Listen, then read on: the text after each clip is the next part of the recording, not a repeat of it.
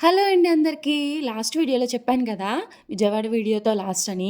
ఇంతకు ముందువి చూడని వాళ్ళు ఎవరైనా ఉంటే చూడండి. అయితే చూడండి ఎంత బాగుందో విజయవాడ నైట్ టైము.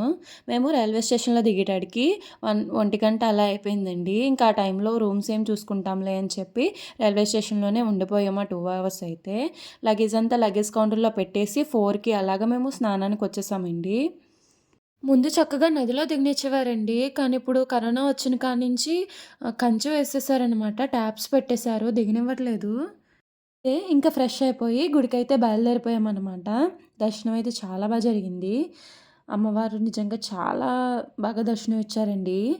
కిందకొచ్చేటప్పటికి 10 అయిపోయింది. ఇంక టిఫిన్ చేసేసి రైల్వే స్టేషన్‌కైతే ఎళ్ళిపోయామండి. మధ్యాహ్నం 1 జన్మభూమి అండి. మా అమ్మ వాళ్ళు సామర్లకోట దిగిపోయారు. మేము వైజాగ్ వచ్చేసాం. 5 డేస్ ట్రిప్ ఇంతటితో కంప్లీట్ అయిపోయింది. ఉంటాను.